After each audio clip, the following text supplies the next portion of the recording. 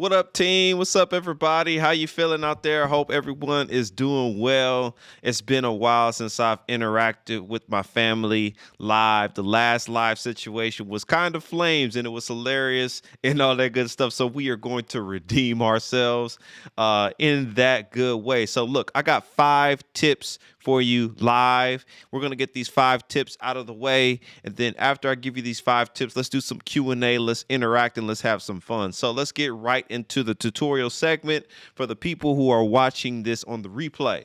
So let's get right into business. All right, guys. So the first thing I've been getting questions about was this is from my How to Make a Drake type beat.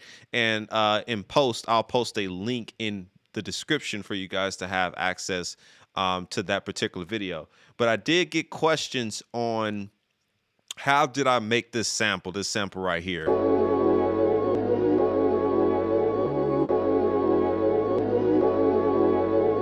Okay, so that's the sample that I used. And so what I did was I put it in the new sampler. We're going to be talking about the sampler. So all you have to do that is literally just take this original. So here's the original sample right here. And by the way, this is in my instant vibes. I'll have a link in the description for that. You can cop my instant vibes and get you started on your production right away. But you could take this sample and just drag it over to the edge. And when you do that, you could drag it into the quick sampler optimized. And it's going to give you the sampler instrument. So I decided to do it. I decided to slice it up. And so you just hit the slice button and you can see all of these slice points that it gives you. So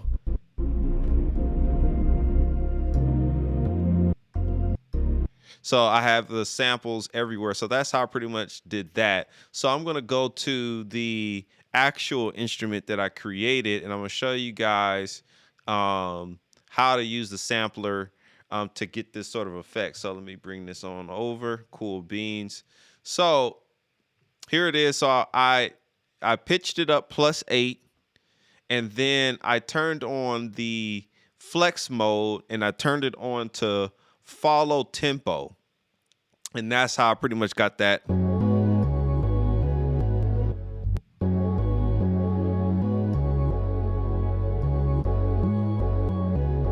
And it's just triggering the sample. So that's a really dope feature in the new sampler. So you guys are you're getting premium value from Logic. This is like what Serato would do, Native Instruments. So Logic is really coming up on their sampler instruments. So that's the first thing I wanted to talk about. The second thing I want to get into, the next point, is going to be simply saving stuff. So let's say I just made this, you know what I mean, and I want to save it. Well, I'm going to go up here to Untitled, click that, and just go to Save As.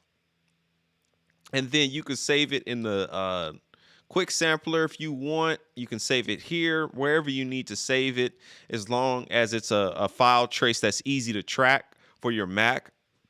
You'll be able to save it, boom, and you'll be able to recall it as an instrument, just like that. Very, very simple. So that's what we're talking about for right now. So the next thing we're going to dig into is drums, the new drum machine designer. So I'm going to load up some samples here. I'm going to go into my folder of samples, and I'm going to go in the browser. And guys, like, the browser is very important. So you can hit the letter F and get into the browser, as you know, with a little shortcut. So I'm going to go to my desktop, then I'm going to go to my sounds, and I'm going to go into my drums here, and let's load up the Cloudy Trap. And so I could literally take all of these drum sounds, drag them all over, and make a drum machine designer kit. Boom. And now everything is already assigned to the keys. So a lot of people don't know about these features. It's really vital to know these features, because you can really improve your workflow.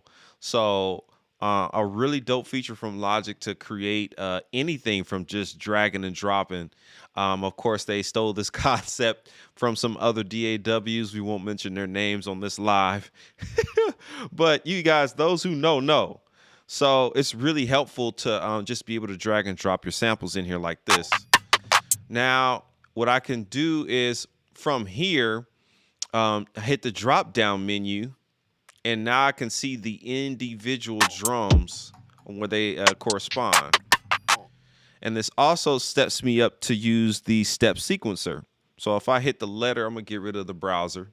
So if I hit the letter P and we're going into the next point, you can go to step sequencer.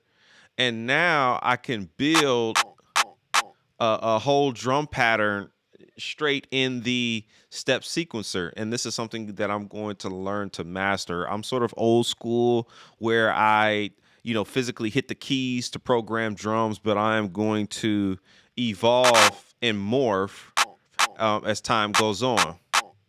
So that's pretty much how you can use the step sequencer. I'll have to do a whole video dedicated to the step sequencer because there's so much involved in it.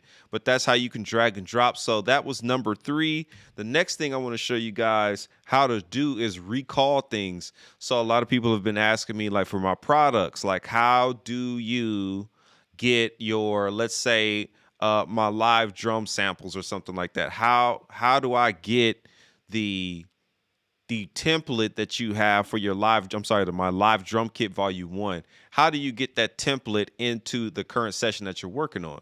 So again, this is the how to make a Drake type beat. So we're just literally, let's just say for some reason I want to do a live show version of this. I want to create a live arrangement. Okay, cool. Well, I'm going to go to where I have the live drum kit saved, which is right here. So I'm going to go to my products, boom, in the browser. So guys, really get familiar with your browser and how convenient it is. So there it is, live drum kit volume 1. I'm going to double click the actual Logic session, and here is where you'll see the components of that session in this sort of list view. So I'm going to highlight all of the contents right there. I'm not going to need the stereo out or the master. I am going to need these auxiliaries though for the long and short verb. So you highlight all those of what you need. You're going to select the plugins because I have some plugins included on these. You're going to need the sends 100%, and then you're going to need the IO selected. So you select these 3 things, and then now my face is my camera component is covering it, but you're going to go down to the bottom right and you're going to go to add. Just hit add.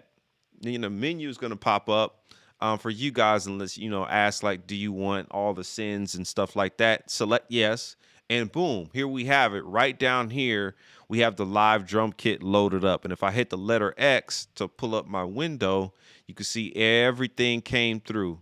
So what you might have to do is reassign the buses. So the short verb and the long verb, et cetera, et cetera. I'm going to change the long verb bus to, let's change that to number 3. Okay. And then we're going to change the short verb to bus number 2. Cool. And so now you can highlight all of the drum tracks, and you can select bus 2 for your short verb. So go to bus 2, boom. And then you can go to your bus 3, which is your long verb, boom, select that. And so we had a little change up here. We got short verb kind of got pushed over here to bus 2, which is fine. You could just drag that over and simply do it like that. And there you have it. You have your buses. So now we can go ahead and mess around with the drums.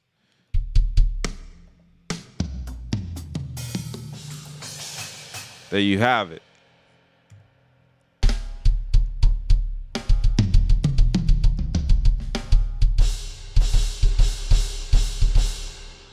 Just that simple. that's how you can bring in stuff from other places. So again, I recommend getting very familiar with the browser, guys. You know, hit that shortcut button for the letter F, get into your browser, and you can import anything from any session.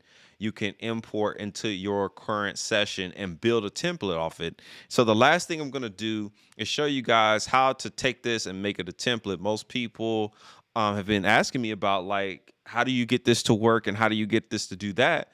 So you could just build a template. So all you're going to do is go to File, and then you're going to go to Save as Template. And you can save the template wherever you want. I can make this how to make a Drake type beat template and all that. And boom, hit save. And now you can recall that as a template, guys. And it's that simple. So those are the 5 tips that I have for you guys. So if you're watching this on the replay, you can get straight through it and all that good stuff. So, hey, like I always say, we ain't nowhere near done. Make sure to subscribe to the YouTube channel and all that good jazz. Turn on those bell notifications so you don't miss any spontaneous lives or any of my future uploads and all that good stuff. So let me go ahead and put the nice little graphic on the screen for you. Go ahead, give your boy a thumbs up, subscribe to the YouTube channel, turn on those bell notifications and all that good stuff. And it's been real. Thank you guys so much. So, hey, for my live audience, how you feeling out there? I've missed some people. I was doing the tutorial segment and all that good stuff for the pre-recorded segment. So for the people who are watching this on replay and got to go through a whole lot of hoopla to learn how to do something. So I hope you guys are doing well out there. See my man Timo out there is good. Good to see you, man. Who else we got over here? What's going on, Fair? I see you. Hey, bro. Just started to learn to produce and engineer for myself right now. This is so dope. Thank you for coming on the live, sis. Thank you for popping on and all that good stuff. And who else do we have here? Somebody said, Michael said dope stuff. So, hey, we're live right now. So if you guys have any questions, let me know in the chat right now. And if you already haven't, give your boy a thumbs up. That'll really help this live to reach more people and all that good stuff. So this is the fun segment of the live. Who else we got on here? My man Caleb said another banger. Yo, I appreciate it. I sincerely appreciate it, my friend. What's going on? Paulo from Brazil. Good to have you in the building. Thanks for tapping in to the live. I hope you got some value out of the 5 tips live segment and all that good stuff. So guys, let me know in the comments if you have any questions. Let me know. Definitely let me know where you're watching from, of course, and you guys are already on it. Cheers from Istanbul. We got a lot of international family out here. Good to see you guys on the live. Who else we got? Watching from South Africa. Right on. Good to have you on the live. Yo, I appreciate it. I appreciate it sincerely and all that good stuff. So I hope you guys got some value out of the live. So we could do a quick little recap and all that good stuff. My man Howard came on here. Thanks, bro. I learned a lot. All good. This will definitely be up for replay and all that good stuff, and it'll go up as a regular tutorial and stuff like that. So wanted to interact with you guys live. Questions regarding this video. Yeah, questions in general, honestly, like any questions. I'm live right now, so whatever questions you may have about production, mixing or mastering, anything like that, feel free to ask. I'm an open book right now. Just want to interact live with everybody. It's been a hot minute since I've been able to talk to you guys live and in person. I've been doing a lot of pre-recorded stuff. Got my man from NC in the building. Russia, what's up? Russia's in the building. My international fam is here. I'm so glad to have you guys on the live. I hope and pray that you guys got some value out of these quick tips. Lots of good stuff in here and stuff like that. A lot of updates in Logic, and there's going to be some more updates because we have a new operating system that's getting ready to drop, and I believe that's iOS Monterey. WWDC is going on right now that Mac is throwing, and they just announced the new iOS update. So while we're all here, I'm going to encourage you guys, if you're not a beginner, if you're more of an advanced Logic Pro X user and you use multiple outsourced plugins, I encourage you to not update just yet to Monterey. I don't think it's available yet anyway, but when it does drop, wait. You want to wait. You don't want to get on Monterey just yet when it drops. The reason being is because third-party plugins are not currently compatible yet. And if you update, it's going to mess up your sessions and you're going to have to downgrade to the previous version that you were using. So I wanted to give that disclaimer live while we're all here. Do not go to, if you're a pro user, now if you're a beginner and you only use Logic stock instruments and Logic stock plugins, then you have nothing to worry about. Feel free to update. What's going on? Do you use both types of saturation in your mastering chain? I do. I use all kinds of saturation throughout the whole session for different reasons, and we can talk about some of that stuff in a few. Miami in the building. I miss some people. What's up with you? I see you. What's what to do? He said, what to do? You enjoy playing more keys or drums? You know, it's different. It's two different forms of expression. You know what I mean? And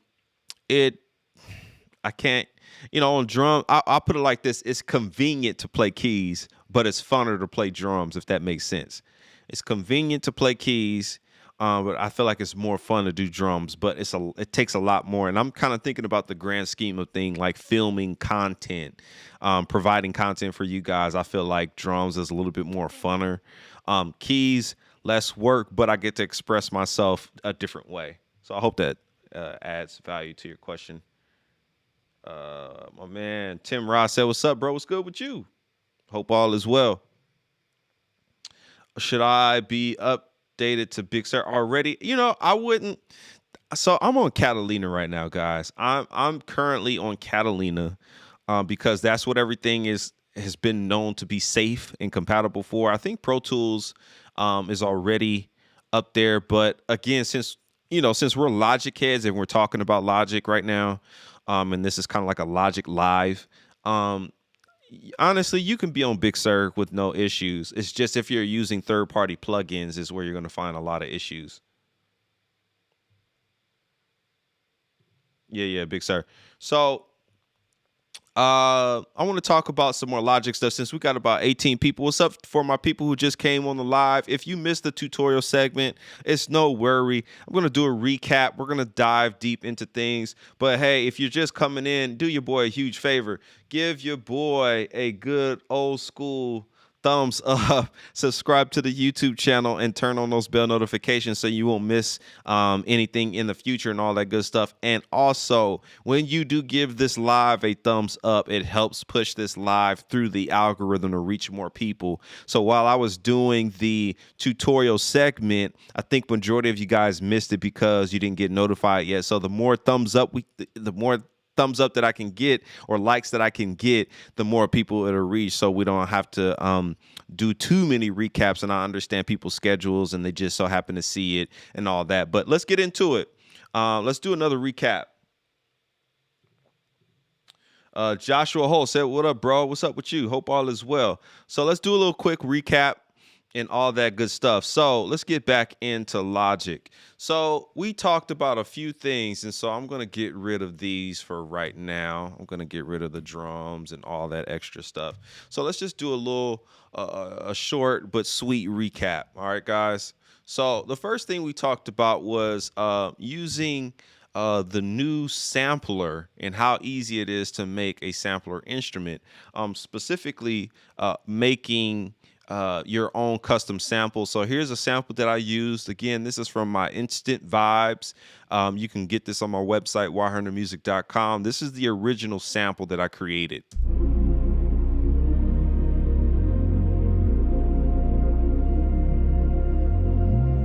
Super vibey. So I took that sample and I'm referencing my how to make a Drake type beat video because some people asked me how did I use the sampler to transform it from sounding like that to like this.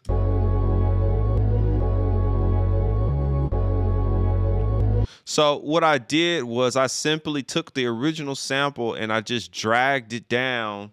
And I'm so sorry for my screen splitting on you guys when I do any actions. That's Ecamm for you. So sorry about that. But I'm using the quick sampler optimized. And so what I did was I took that sample, put it in a sampler, and I did slice mode, and then I tuned it up +8, and then I turned on the flex mode and I put on follow tempo. Then you should have the original how I did it.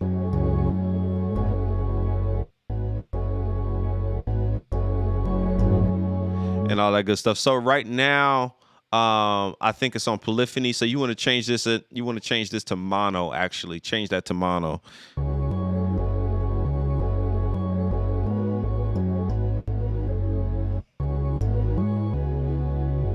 And that's pretty much how I did it. I just took the sample and threw it in the sampler and just made a whole new vibe out of my sample. So that's pretty much how I did that.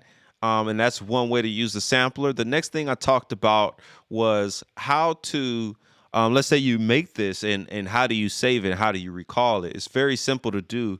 You just hit the factory default button and you just hit save as, and then you select a folder where you want it to go. They have a new assignment folder now, which is a quick sampler folder.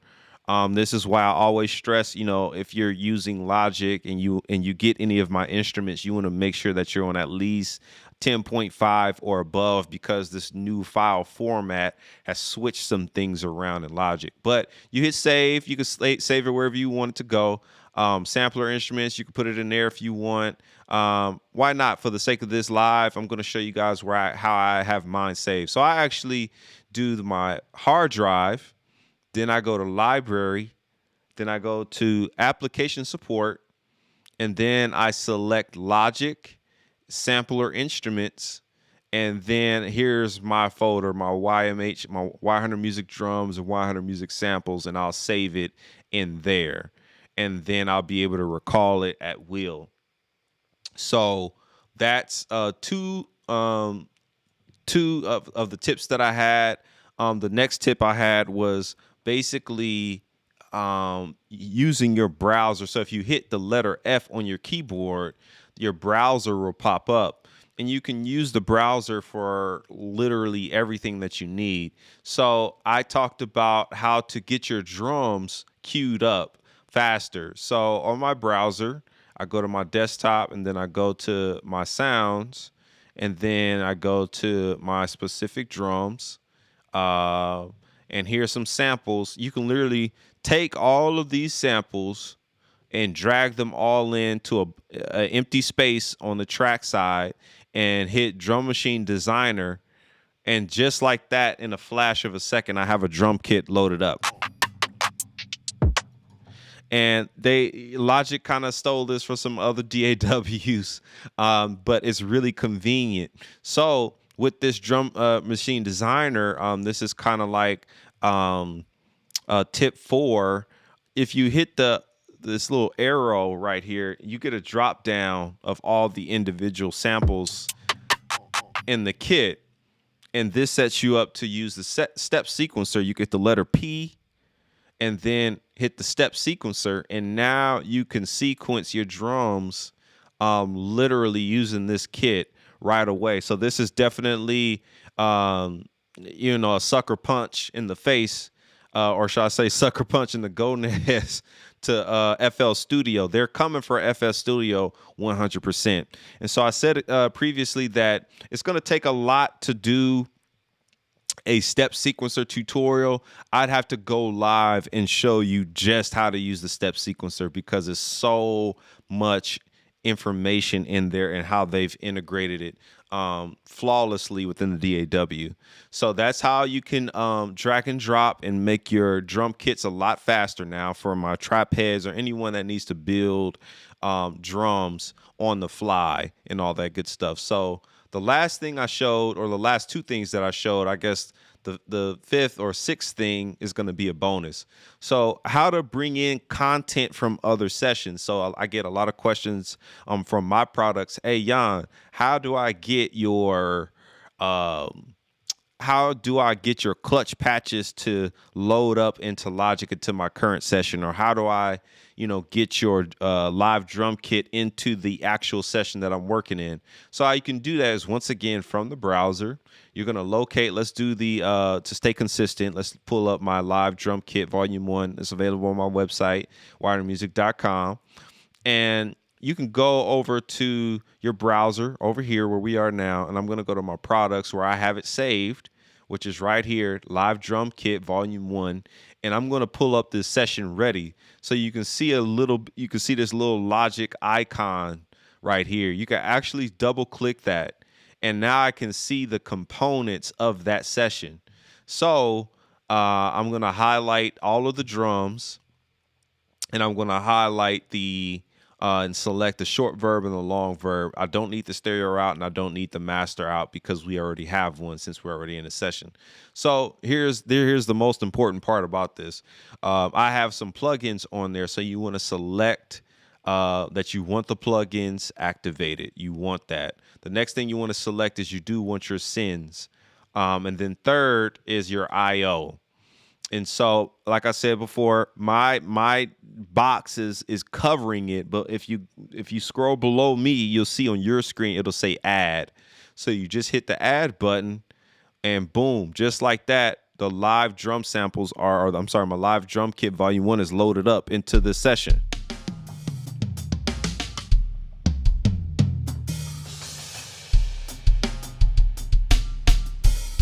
So, and how we can check everything is if you hit the letter X, hit X, and then this pulls up your mixer, and you can see everything loaded right in here. So we're going to change the bus route for number 1. We're going to change that to, let's change this to number 3. Awesome. And so this is going to be our short verb.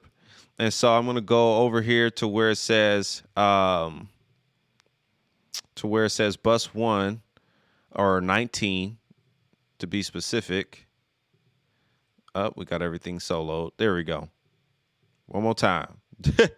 Okay. So right over here, we're going to change this all to bus 3, and you're going to see short verb pop up. So now we have everything routed to where it needs to go.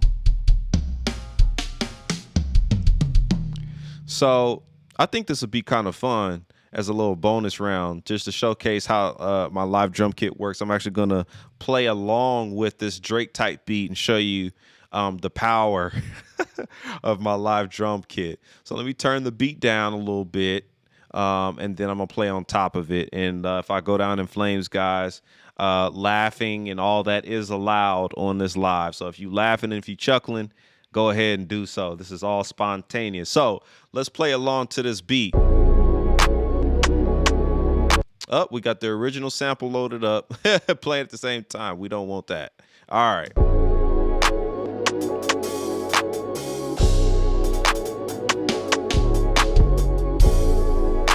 So like I mentioned before, the track is a little bit hot, so I'm going to turn the track down. And then I'm going to throw a little limiter on here so you guys can get some juice. And then we're going to have some fun live. This is all spontaneous. This was not planned. I blame this on you guys. You guys did this. This is a result of your influence. So let's try this.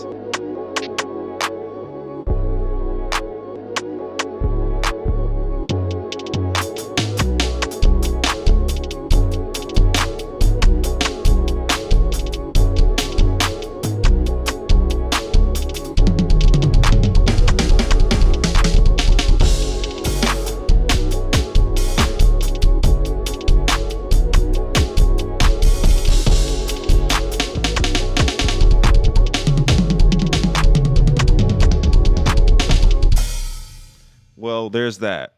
It went. So I hope you guys got some value out of this. Hey, give your boy a like. Subscribe to the YouTube channel. Turn on those bell notifications if you guys are getting value out of this live. Let me interact with you guys. Let me interact with you guys and see what you've been saying in the comments. Let me see you guys. My man said I'm using Big Sur. Absolutely, I would. I haven't had any challenges so far with third-party plugins besides Labs. So again, it's like a hit or miss type thing. It's not a safe bet. You know what I mean? So just be careful. What's up, peeps? I see you in here. Greetings from South Africa. Right on. Yo, what's up, fam? Good to see you. When mixing, oh snap! I just mixed this cat's song. Here we go. He said, when mixing my song, I feel like I'm hearing too much distortion. Is there a certain amount of plugins you use to mix? I feel like I'm using way too many plugins. It depends. Like, here's the thing. When mixing, you want to keep headroom. You know what I mean? And I'll be frank with you. I'll be very candid with you. If you're using Logic does not have a lot of headroom. And so what I find when I'm mixing Logic is I'll literally just kidding. So what I'll literally show you what that looks like on the faders in Logic. It actually looks more like this, where all of my faders are extremely low, because there's no headroom in Logic whatsoever. So I think it's just a headroom thing. If you start with a good clean, you start off with a good clean signal. You know what I mean? A good clean process first, and then you add in compression or you add your EQ, and you always want to reference how it sounded at first. I think that'll really help a whole bunch. Because it happens all the time, even with pros.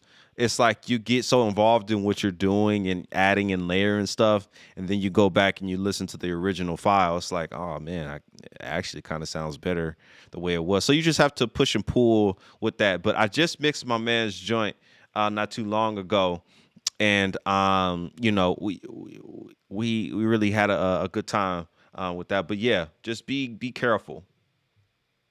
Oh man, you guys are crazy. I appreciate that. Hey, y'all are y'all are too kind. You know what? I don't really play key drums like that. Key drums is not my gig. I know some people who can though.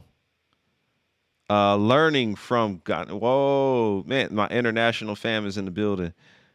UK is in the yank. Good to have y'all, man. Real talk. I how do you make an instrumental? It's a pretty simple process. I mean, even what I just did right now is pretty much an instrumental. Instrumentals no longer have to be. So I'm glad you asked this question, because this is what set me free to do my own music back in 2013 and 14. So instrumentals don't have to be jazz formatted anymore, or maybe they never were. But like, I used to think, okay, if I'm going to do an instrumental, I need to have some sort of melody, you know, then a B section, and then a C section, and then a solo, and I got a solo. It's like, no, you don't. An instrumental could simply be a beat, just like this. I could literally post this very beat on iTunes right now. And it's just a vibe. And so vibes are now being showcased as instrumentals, and I'm so happy about that. Culture change for me. Okay, that helps a lot. Right on. What do you think about gain staging? So in Logic, there's a couple of ways to gain stage. I'll have to save that for another video, but I'll put it like this. I would not gain stage based off of Logic's meters alone. You want to throw in a third party VU meter to actually give you the real reading of what's happening in the session, because the Logic's meters are biased. And I know this because I can export my beats, and my RMS levels can be at, I don't know, 6.7. That's pretty hot. But if I put my beat in Pro Tools, I'm actually at like 10.9. So that lets you know that Logic's metering system is biased to its own DAW. So I would get any type of other VU meter and reference that as well as Logic. But that's my thoughts on gain staging is don't use the Logic stock meters to do so. What's a good technique for mixing bass? A really good technique for mixing bass in Logic is Logic's headroom is so sensitive. Like it's so everything feels like it's in front of your face. So like, and it depends on what type of bass. So if it's a real bass, I would reach for some form of saturation or distortion, something, and put it on there. Now, you know, when you say distortion, there's different types of distortion, but I mean harmonic distortion. So your bass can translate on iPhones, ear pods, not the AirPods Max or any of that, but like the you know, your regular you know, AirPods, something like this. You know what I mean? Like they need to be able to translate on here, and the way to do that is harmonic distortion. I'm coming down the comments. Guys. I'm trying to get back with you. Marquise, what's up with you? Do you use VU meter? Yeah, I use the VU meter by Waves, actually. Did I miss one? What software are you streaming through? This is Ecamm right now. So you guys are interacting with me live on Ecamm. I like making my mixes wide, but I'm having trouble determining which instruments to widen. But I've heard if everything is wide, nothing is wide. Yeah, here's the thing. Wide doesn't mean stereo, like stereo widening. Width comes from having mono instruments as well that are panned in different areas. So let's say drums, right? Drums, you have all mono tracks, mono kick through all the way through toms, all the way to the overheads left and right. But what makes those mono tracks sound wide? You're panning. So you just have to pan instruments, you know, accordingly. And it's good to some stuff just needs to be in mono. And I had to learn this the hard way when I would listen to my mixes in mono, and I'm like, my whole mix collapsed. And it's because I didn't have any mono content dead smack center. So, you know, for an example, your kick, you know, dead smack center, snare, dead smack center, hi-hats, time to time, dead smack center, a vocal, dead smack center, bass, dead smack center. So you have like this mono information that's coming right down your nose in the center. So now if I pan the hi-hat to the left, if I pan the BGV hard left and right, the mix sounds wide because here's the mono information and then I pan other mono information left and right. So just consider that. Like, let your mono stuff be mono and let it be prioritized for that. And then you make your decisions from there. But just kind of stick with some sort of baseline standard, if that makes sense. I found out by exporting into personas. Oh, yeah. Absolutely. I know you play drums. What are your thoughts on the pork pie snare? So I think now in hindsight of my childhood of pork pies, I think that they sound good live, and then on records, it's a little bit different. Now, I've learned to tune and be a objective type person in the studio where it's like, okay, as long as I have some sort of brass on my snare or some sort of maple on my toms, I can get them to work. But specifically the pork pie snare, you know, I think it sounds good live, and I think it has that crack for it. But in the studio, depending on how you have it tuned, it could be a little tricky. That's just me. That's just my own ear. Any free plugins you recommend? Yes, you can get the Contact free player. You can go to my website and get my free drums. I have 2 free drum kits available, and they knock too, by the way. Um, what else? What else is free? Um, I'm trying to think. There's some other free stuff. I had to do some digging, but I know there's a lot more. What instruments like strings? Wait, what about instruments like strings or percussion bell? So strings. If it's virtual strings, they're already most likely going to be sampled in stereo. But if it's real strings, then you definitely want to plan ahead. And when you're miking the string instruments, if you have a room mic or room mics, consider having a stereo pair of room mics to spread the strings out over the, like the whole ensemble, and then maybe individual string musicians, your viola, cello, stuff like that, maybe they can be panned slightly to the left, slightly to the right, and you can kind of pick that apart. There's actually a chart for ensemble panning. I'll need to find that and put it in the description of the video. So that gives me some homework to do over the weekend. But there's actually a panning chart of like where they're positioned in concert, like a violin's concert position, where like they should be seen and heard. I'll find that diagram and put it in the description. What's the different?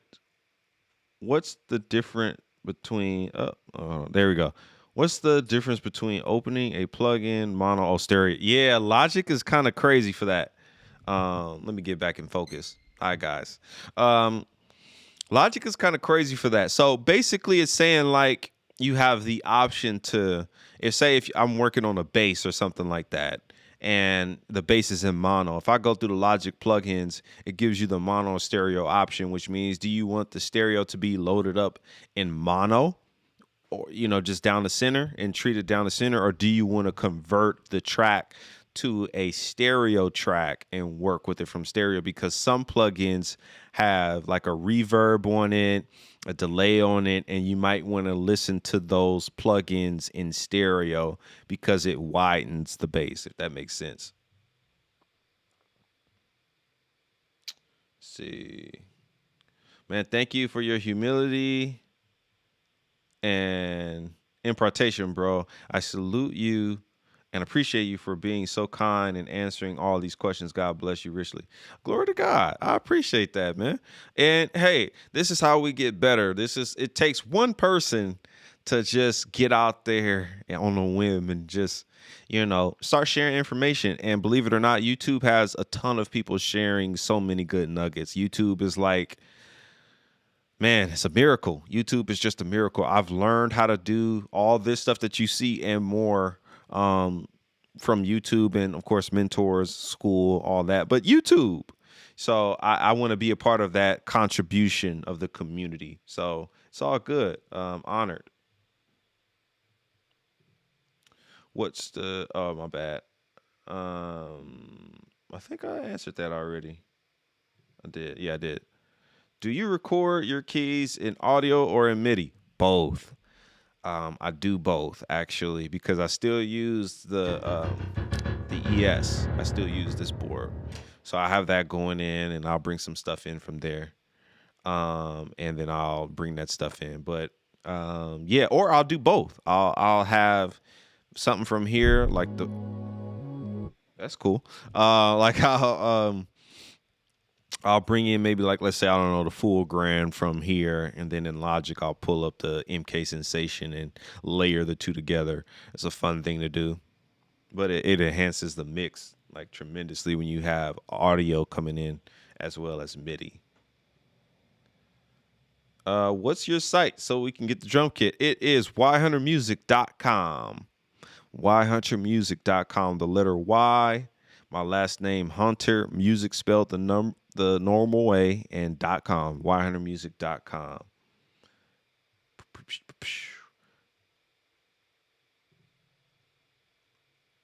I misspoke in my question. I want to know what level do you set your VU meter overhead? Which one do you use? All good. So there's two, like I said, there's like with gain staging, it's like two levels to it. So the first phase is this.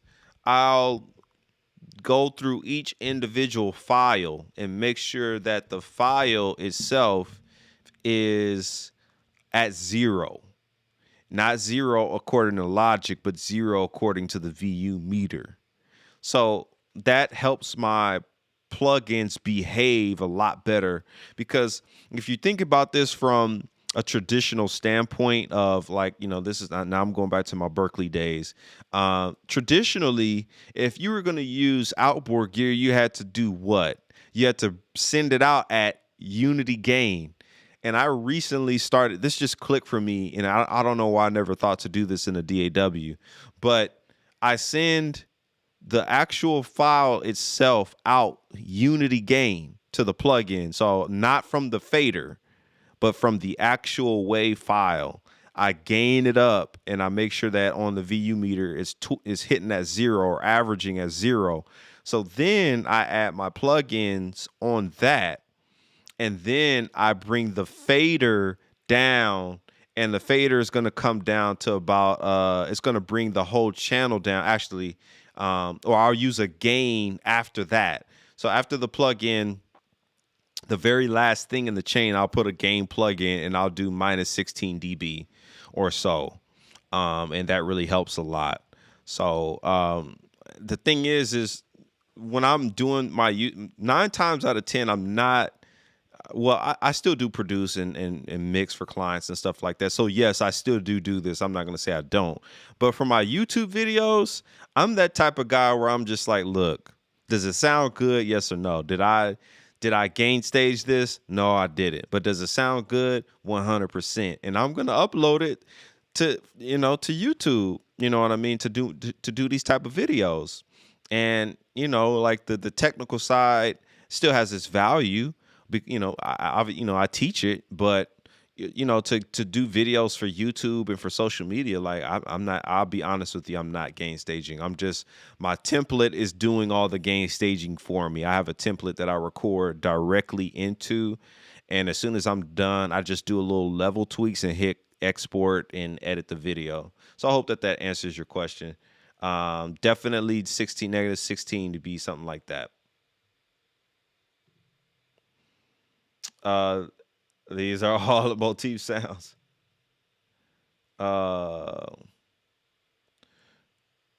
Do you take out the kids in your keys or organ EQ? Wait, what? I'm sorry, I missed it. Do you take out? Oh, that must be the mids. Do you take out the mids? Do you take out the mids in your keys and organ EQ? I'm about to shock all of y'all. The answer is most of the time, no, I don't. I actually don't, because here's the thing. The keys, like these new VSTs and stuff like that, they're already EQ'd. Like they already have so much processing on them, and they're EQ'd in a way where you can literally just drag them in. If anything, I'll make the pianos, the keys, around 800 hertz, almost close to 1K. I'll actually bump that up, because that's where our ears discern your voice, your 3K, but 1K is like where you discern someone's voice, or to get something to cut. You know what I mean? So 1K, 800 to 1K, I actually boost that up a little bit, because I want the keys to cut through the mix, because 9 times out of 10, I got a lot of stuff going on. Unless the keys are not a priority for that song, then no, I won't fool with it. I'll roll off, though. I'll roll off the unnecessary content, and that should be on every track, and that should be all of our discipline. We should get accustomed to, hey, you got a hi-hat in a trap kit. Why do you need 20 hertz in your hi-hat? That's just absurd. So like, let's just get accustomed to like rolling off certain things. So I will roll off stuff. Organ, again, organ is a tricky instrument because you have the drawbars that introduce harmonics, which means the sound of the organ changes. So depending on how a person is playing, whatever setting they're using, or for this case, what setting I'm using, I try to leave a EQ that's, again, I roll off the unnecessary stuff, but the organ itself has a mix. The only thing you want to get rid of is the unnecessary stuff, 20 hertz, 40 hertz.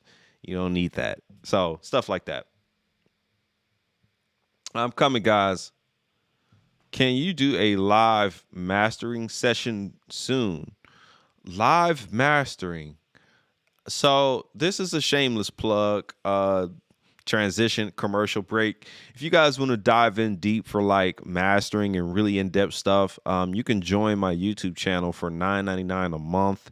Become a private member, and you will get access to my mastering masterclass session. Like I have in there, I literally spend like an hour and some change talking about mastering. So if you want to dive deep, shameless plug, join the channel, become an unlimited member for $9.99 a month. YHuntermusic Unlimited, and you'll get access to that private playlist. Also, shameless plug, my Elevation Worship and Maverick type song video. That's only a 10-minute video of a 45-minute video. So if you guys want to see the full length tutorial on how to make an Elevation and Maverick City type song, you can, same thing, join the channel for $9.99 a month, and you will get access to that. That's not uploaded right now. I'm in the process of moving with the wife and everything. And so when I get done moving next week, I am going to upload the full length video on how to make an Elevation and Maverick City type song. So that was a long commercial break, but yeah. All right, I'm coming back. SM, what's up with you? Waiting for a neo soul type beat tutorial. More power, man. It's coming. You know what? That's probably going to be the next video. You know what, man? You deserve a buzzer for that. Yeah. Let's do that. That's going to be the next upload. Let's definitely do that. Do you use two reverbs for the drums? That's excellent. That's an excellent question. I use multiple reverbs for drums, for different.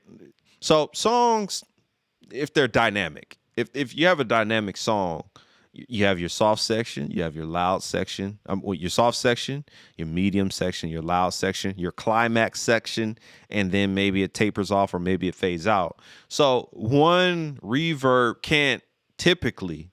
There's some fire reverbs that can, but one reverb typically is not going to be enough to carry through that journey. But now, I mean, if it's a Drake type beat, I mean, come on, Now, using different reverbs can serve for different purposes. Like I'll use 6 reverbs on drums because I might use them for effects, like trap type beats and secular stuff all together. There's a lot of good processing, healthy processing, and all that good stuff. So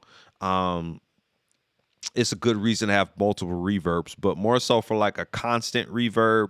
That's more for like for me personally, I do use multiple reverbs in a dynamic song to help them build and evolve.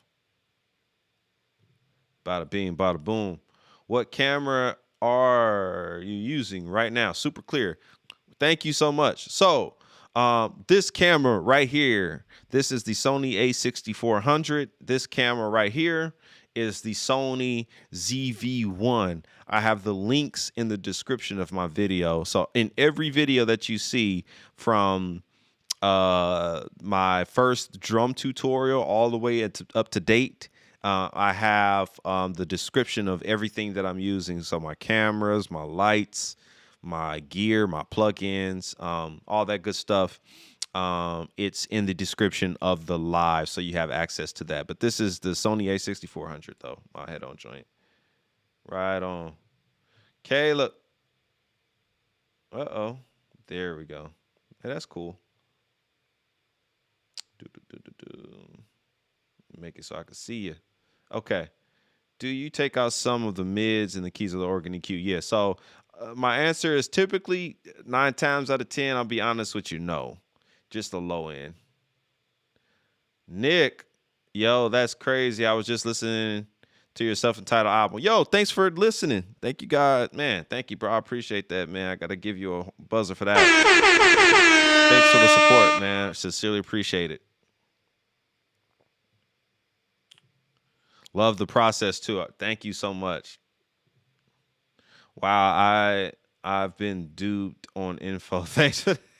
Like it depends. It really depends. Like these, a lot of these keys, samples, and stuff like that. Like they already have so much processing on them. So I try to leave them alone, and try to enhance it. Keys question: how can I learn to solo better? Um, listen to phenomenal soloists. It sounds like shoot the ball and goes in the hoop. But listen to phenomenal musicians who know how to solo.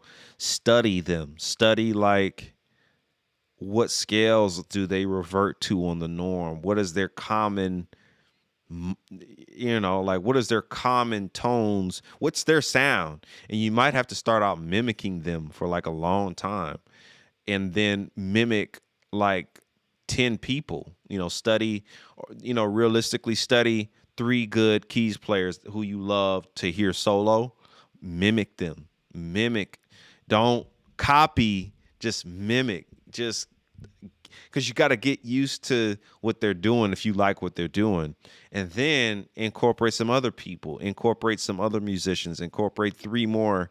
You have 6 people who you're referencing, and then within that conglomerate of 6 people, you'll find your sound, and you'll start to be like, nah, I'm gonna go this route. Nah, I'm gonna use this scale. I want to express myself like this. Yo, welcome to the live. Welcome to the live. Welcome to the live. Hey, man, random noobish question, but when using your drum samples, could you swap out the stock compressor with CLA? Oh, yes, you can. That's what I do. Yes, you sure can. That's what I do. I mean, like I give people stock stuff because everybody doesn't have access to the Waves Mercury bundle and this and that. So it's like I'm just trying to be thoughtful. But heck, yeah, when I use them, I use the Sauce plugins. So absolutely, 100%.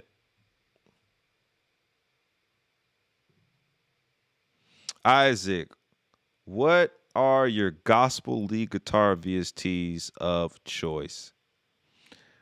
I try to avoid lead guitars. I try to avoid them, like virtual ones. I try to avoid it. I try to find guitars that are good at doubling, widening, and expounding on an idea or an emotion.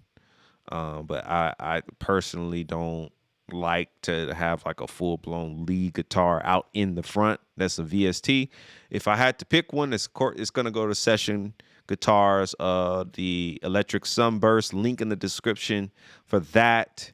It's under my gear, software, and plugins, I believe, and all that good stuff. Matter of fact, while we're all here, I want to add some value to the entire live, like literally. Let's just throw the value all the way across the room. Since you guys are here, let's do this all together as a family. So let me pull up my gear page for everyone so you guys can literally see everything that I'm using.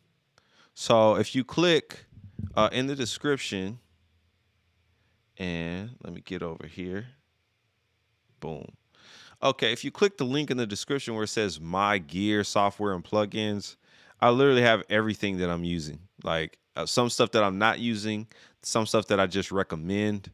But let's scroll all the way down. So like what mics I'm using. Here's all my mics.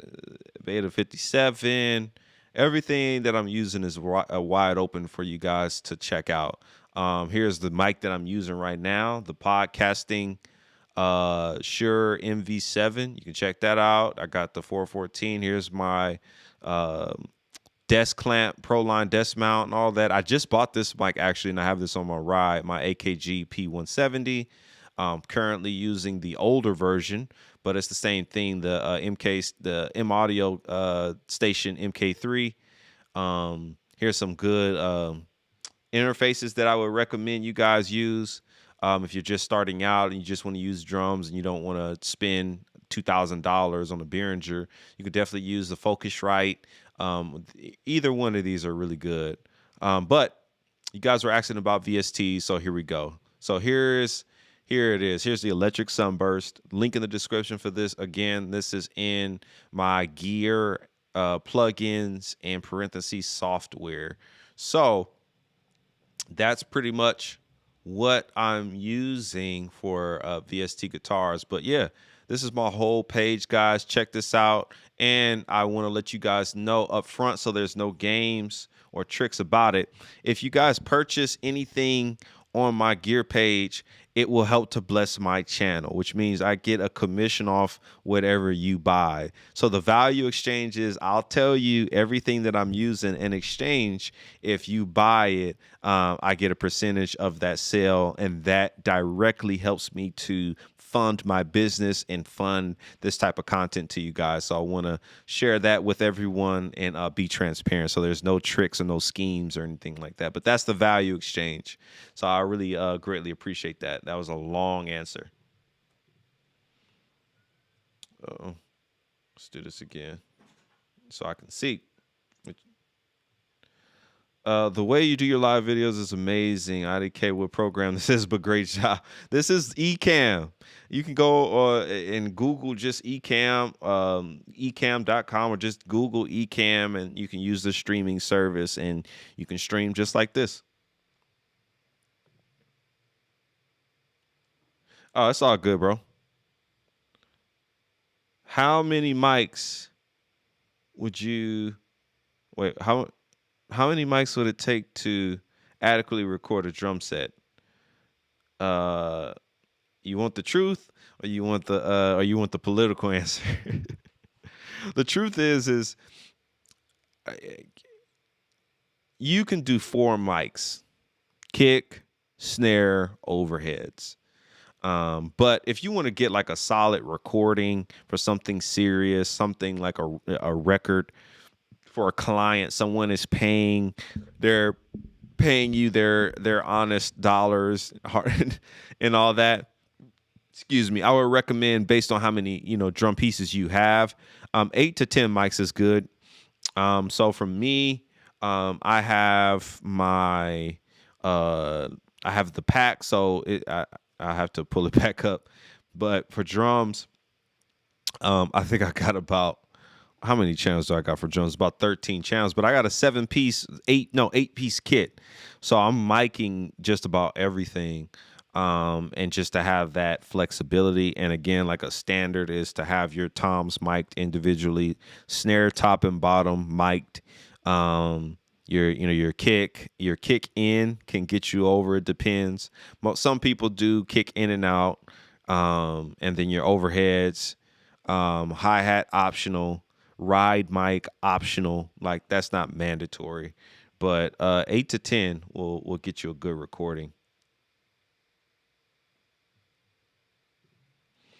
What do you use on your bus that applies to all of your live drums? I use a series of, what do I use? A series of Slate stuff, link in the description, all my Slate plugins and stuff like that. It's in there. So I use Slate.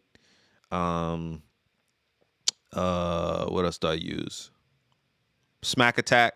I'll use Smack Attack from time to time. Like if it's like a hip hop track or trap track that I'm playing live drums to, I kind of want the drums to cut a little bit more. And I'll use Smack Attack on the master fader, but definitely Slate though. A heck of a lot of Slate stuff. The virtual mix rack and yeah, the virtual mix rack. And within the virtual mix rack, there's all kinds of stuff going on in there, and all that good stuff.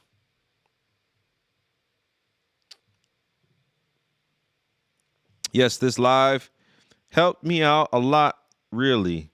All praises, bro. You've done an amazing job. Glory to God. I appreciate it. What are some stock patches in Logic for what are some good stock patches in Logic for gospel music? I would recommend shameless plug. My Clutch Patches Volume 1. It's a really good pack. It's like a starter. It's because it's too many to name. And in my Clutch Patches Volume 1, if you already haven't purchased it, on my website, yhuntermusic.com, I put together 50 stock sounds that are excellent for gospel. 50. And you're getting your value. Trust me, it's like what, $29.99. I think I got it on there for like $30 or something. It's on the low, but Clutch Patches will definitely help you with that. Trust me, it's yeah. I use them on my records, so hopefully that will bring some context. Have you ever used like the Logic spreader or anything on virtual strings like a key? Yeah. Now I use the spreader on I typically reach for the spreader for more synth type stuff that sounds a little bit too mono for me personally. I'll use it for synth and effects, like specifically like beats and stuff like that. Like I'll definitely reach for that spreader, which is fire. That's a really good recommendation, by the way. I forgot all about the spreader. Okay, what's the best way to improve my beat making? They always sound chopping and different from what is in my head. I prefer live drums, but I do not have the space for it. If you already have it, um, um, go to splice.com. I was going to recommend my live drum kit. But why not? My live drum kit volume 1 will literally help with quality and all that. But if you're talking about beat making, to kind of go to the first part of your question, beat making is, don't beat yourself up about beat making. Trust me. Beat making is not as easy as it's chopped up to be. It's actually a science to it.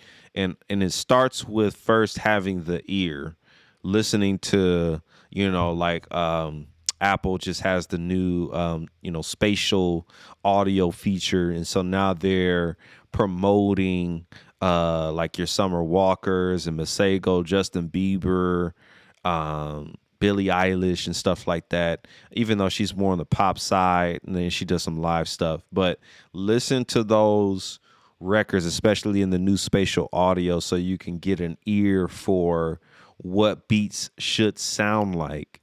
Then once you get that in your head and in your ear, then head over to splice.com and reach for some really good drum kits. They got all those commercial sounds. I'd say about 75% of the sounds you hear you can now obtain on splice.com.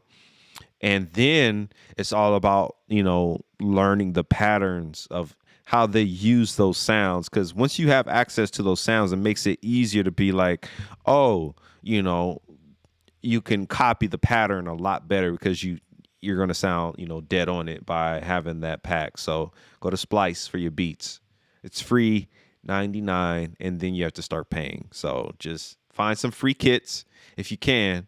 And if you can't find any on Splice, you can go to my website, yhuntermusic.com. I have 2 free drum kits that will give you a head start in your beat making.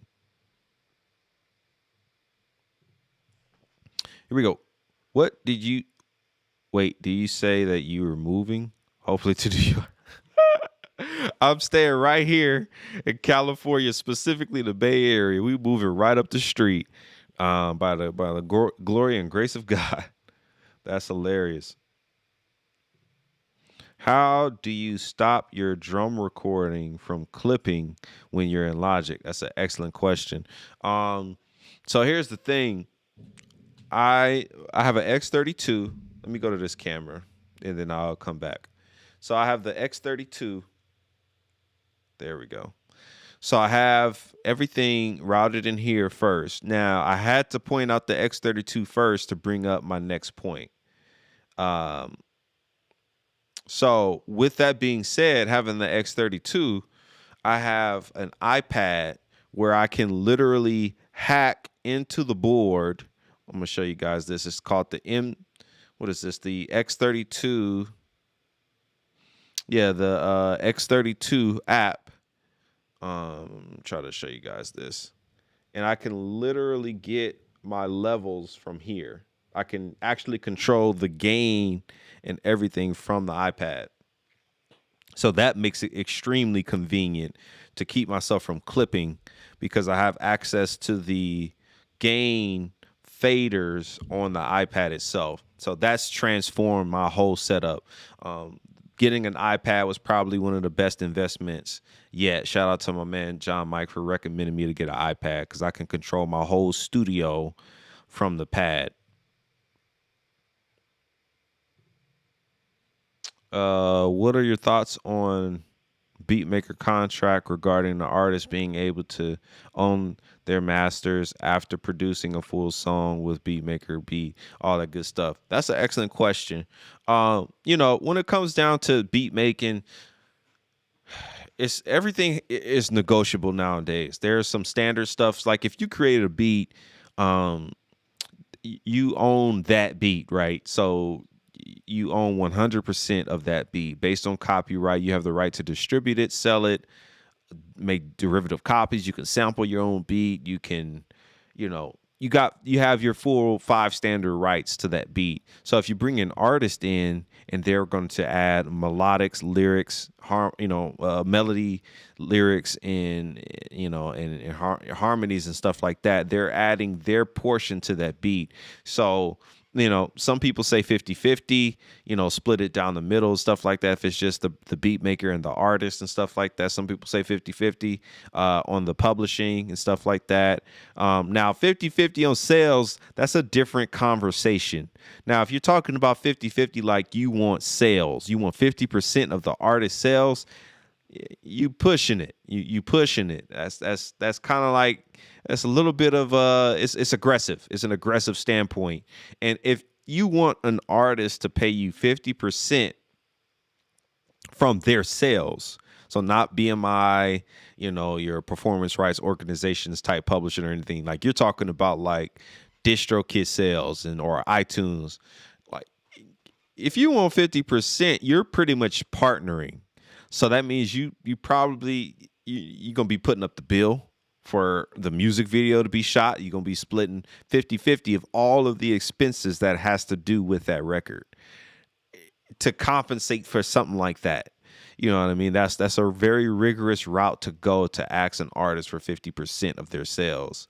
But publishing, that's a different conversation. And even then, everything is negotiable. So just be careful with that. Be careful on both ends of the spectrum. Be careful where you're not being, greedy, and then be careful where you're not being taken advantage of. Find that, that medium, your worth. So what I recommend beat makers do is, hey, build your own brand. Get on YouTube, do tight beats, show how to make these type of beats, blow up on YouTube, have your own merchandise, have your own beat store that people can lease from.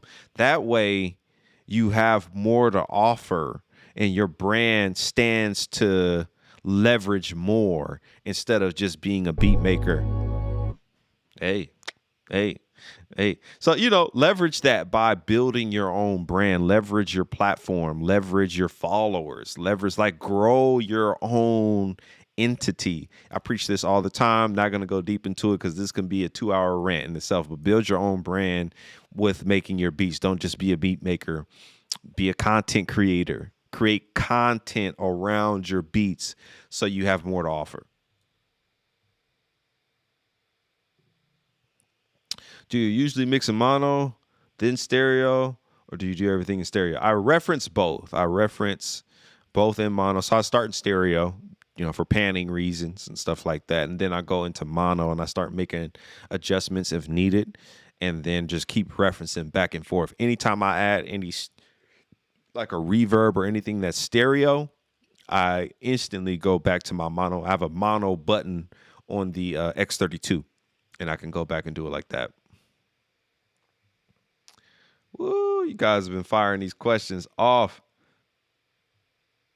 I hope I'm adding some value. If you guys are getting value out of this live, if you are indeed getting value, give your boy a thumbs up. Subscribe to the YouTube channel. Turn on those bell notifications so you don't miss any more content. I might pop up live on you like popcorn. I need to be more considerate of you guys' schedule and actually schedule my lives. How about that? But if you do so, hey, you'll be able to catch when I spontaneously go live. And sometimes it's just good to just pop up and just say what's up to everybody. So all that good jazz. This dude is a pro. Promoted himself. Hey, man. You here's the thing. This ties in. You started this, Caleb. This is your fault. So here's the thing, guys. When you build your own brand, you're more valuable to an artist. You're more valuable to any person, entity, company, Fortune 5, Fortune 1, because you have a lot more to leverage when you build your own brand. Let's say, I'm Timbaland or somebody. Well, Timbaland has his brand based on his works. He's been blessed to work with Missy Elliott, Aaliyah, all of these staple artists who we reference to this day. So based on his credits, that validates him based on his talent, obviously. But if he didn't have the credits and he didn't have the artist and he didn't get heard, how would we know that he was talented? You know what I'm saying? So what I'm saying is that template is outdated, because there's a lot of talented producers like you guys out there that's making all kinds of fire and heat, but maybe you don't have the laundry list like a Timberland or a Boy Wonder or something like that.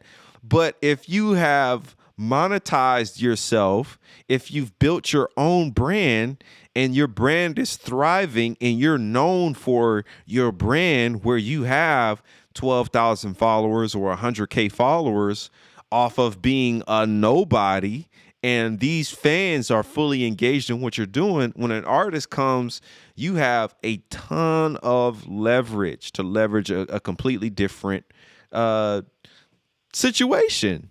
So you're more valuable when you promote yourself, like my dude is saying. Like, you promote, it's like you have to. I'm not waiting for some artist to validate me. Like, I'm not waiting in that respect. I'm not counting on that. Now, if an artist comes along and they want to work, let's work. Let's work, because I understand business. So let's work. Here we go. Is it possible to use a Behringer X32 rack as an interface? 100%. Yes, you can. I have a rather large kit. I just have to figure out the best way to get it all hooked up. Yeah, that's why I have the X32, bro. That's exactly why I have the 32, even though I didn't go the rack mount. I didn't want to go the rack route because I already have done that for so many years, and it's been nothing less than a pain. So I need a console sitting right in front of me where I can just make my adjustments on the fly. And then I also do a ton more automating these days. So I'm using the faders of the X32 to actually ride individual tracks to get like a dynamic performance.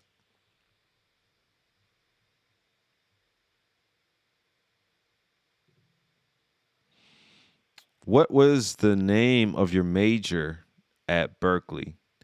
It was music production and engineering. So this is rapid fire last couple of minutes here. So I'm going to be a little bit quick with answering some of these questions, because I want to make sure I accommodate everybody before I peace out. Please share some tips on mixing acoustic guitar strummings. If you're referring to the VST, just boost up that high end, make it crispy as possible. If it sounds too bright, then that means it's just bright. It's bright enough. Because if you put it in context of like, let's say gospel specifically, gospel song, you got the acoustic strummer in there and all that, boost up that high end so you can hear that ching, ching, ching, ching cut through all the chaos in a gospel record or a fusion record that has like at least 100 tracks. But if it's like a ballad, then you might not have to boost it as much. But crank up that high end, hear that? We want to hear it. We want to hear it. This is a very great drum pack. Thank you so much for supporting. If you got the drum pack and you bought it, oh yeah, you're getting a buzzer. You're getting a buzzer. It's all good. Thank you for the support.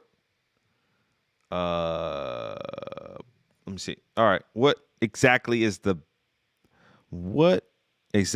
bad in stereo imager and wideners? The bad is you lose content. So if you flip it, if you hit the mono button, or if you use a gain plugin, you put your mix in mono, you'll find that when you use those wideners, you'll start to hear phasing, and you will lose that content. It'll get like literally, it'll be lost. It'll sound like it'll just sound like the Transformers took over it or something like that. So be careful with stereo wideners, Caleb.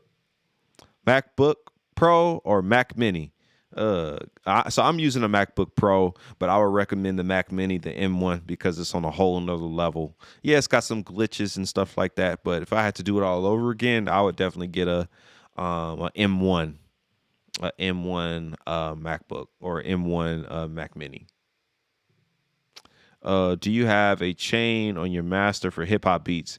Yeah, I have 3 templates, but they're from, I haven't sold this template yet because it requires you to have 4 different sets of plugins, like by 4 different providers. But I have different various plugins on my master to give me that sound. I have like a quick mix template. I have a in-depth template, and then I have my actual mastering template. That mastering template is typically what I use for my YouTube videos when I like do drum stuff and all that. It's pretty in-depth actually. Big fan of you here in Los Angeles, Derek Williams. Thank you so much. I appreciate that. All glory to God. Do you use other outboard gear before you go into the X32 keys, drums, organ? Not at the moment for the budget and all that good stuff, but I can rely on the X32's pre's. It has Midas pre's in it and all that good stuff. So it's pretty phenomenal. I'm very pleased with the X32. The only drawback that I have with the X32 is the sub low end is a little harsh for me. My kick has too much sub in it. That's just me personally. I know how to work in any scenario. If it has too much low end, I know how to just roll it off and get it right. But out the gate, when I use my plugins, in addition to the X32 pre, it is a little subby. That's my only critique. Especially like I recorded bass. I had my guy go direct into the X32, and that sub low end was like it was consuming. So that's my only drawback with that.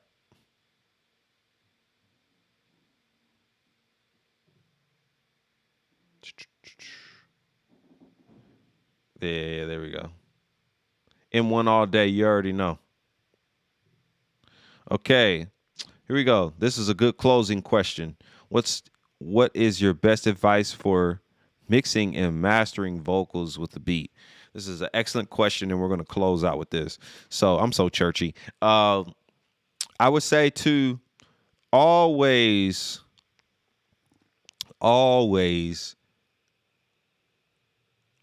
let the vocals or take the mindset of putting the vocals inside the beat.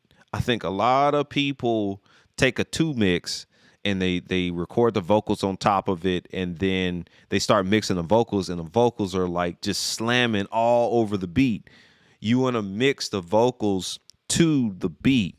That makes sense. So you want the vocals to sound like it's one organism. You don't want it to sound like beat and then vocals. You want it to sound like record. You want it to sound like song, where no one is going to think like, oh, they recorded the vocals in a separate session.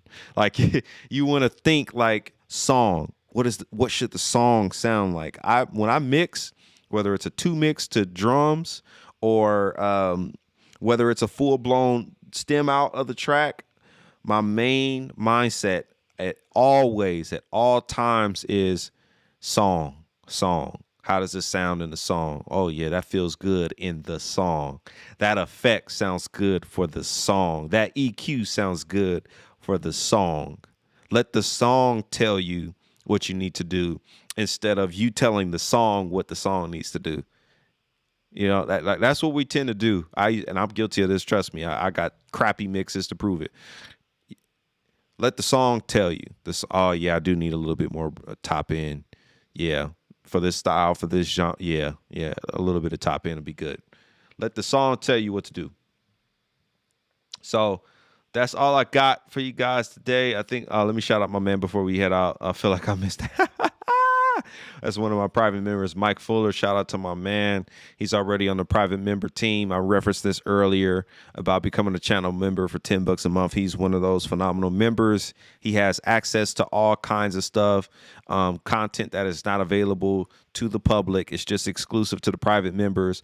Also, to close this out, the private members just got an upgrade. So YouTube, my main subscribers, you guys got an upgrade. Well, so did my private members. So now my private members, we have weekly check-ins. We meet on Zoom every Monday at 9:30 a.m.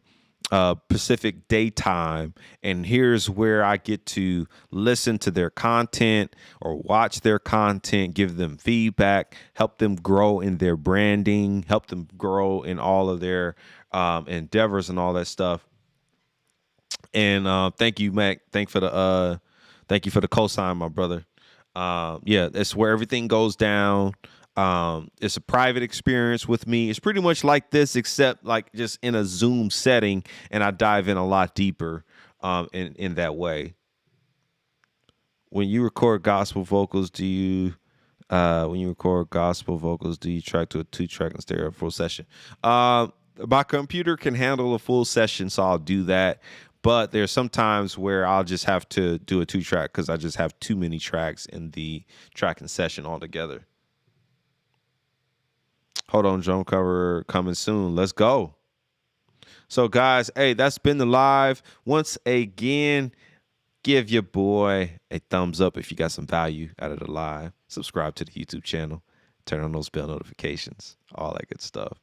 My Barry White voice and all that good stuff. And, hey, while we at it, follow your boy on Instagram. Link in description at @YHuntermusic. All that good stuff. And, guys, it's been super real. It's the worst time of the live, which is the end and all that good stuff. I wasn't thinking I should have did a giveaway of some sort. I'll have to give you guys a giveaway on the next live. I'm going to give away some stuff. But that's it for me, guys. Hey, thank you for coming on. Let's just leave the whole live up. We might as well, right?